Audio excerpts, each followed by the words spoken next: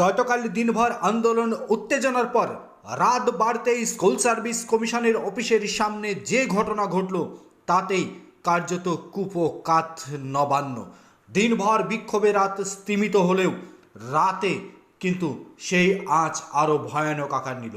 রাত বাড়ার সঙ্গে সঙ্গে জমায়েত হতে শুরু করলো স্কুল সার্ভিস কমিশনের দপ্তরের সামনে, আচার্য সদনের বাইরে। বুধবার রাত 10টার কিছু আগে থেকে শুরু হয় সেই জমায়েত। কয়েকশো চাকরিহারা শিক্ষক উপস্থিত হন সেখানে। উপস্থিত হয়ে তারা দেখতে পান যে সেখানে 160-র নোটিশ ঝুলিয়ে দেওয়া হয়েছে।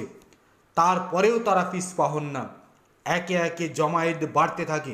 শেষমেশ সেখানে এসে পৌঁছান বিজেপির সাংসদ তথা প্রাক্তন বিচারপতি অভিজিৎ গঙ্গোপাধ্যায়। 163 ধারা নোটিশ ঝুলিয়ে দেওয়ার পরেও আন্দোলনকারীরা জানিয়েছেন তারা সেখানেই রাত কাটাবেন। এক আন্দোলনকারী বলেন, আমাদের একটাই দাবি, ওএমআর শিটের মিরর ইমেজ প্রকাশ করা হোক। এই অফিসের সামনেই আমরা আন্দোলন চালিয়ে যাব। এই খবর শোনার পরেই যেখানে যান অভিজিৎ গঙ্গোপাধ্যায়, সেখানে যান অভিজিৎ গঙ্গোপাধ্যায়। আন্দোলনকারীদের সঙ্গে কথা বলেন তিনি বলেন, চোয়াল শক্ত করে আন্দোলন করুন, চোয়াল শক্ত করে আন্দোলন করুন, আমি আপনাদের সঙ্গে আছি।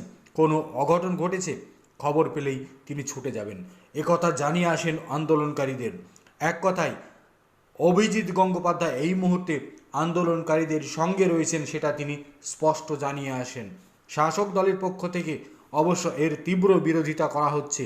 অভিজিৎ গঙ্গোপাধ্যায় রাজনীতি করছেন, তিনি প্যানেল বাতিল করে তিনি আবার ওই চাকরিহারাদের সঙ্গে আন্দোলনের উস্কানি দিচ্ছেন, এমনটা শাসক দলের অভিযোগ। এদিকে যোগ্য শিক্ষক মঞ্চের তরফ থেকে আজ বৃহস্পতিবারও একটি বৃহত্তর মিছিলের ঘোষণা করা হয় শিয়ালদহ থেকে রানী রাসমণি এভিনিউ পর্যন্ত।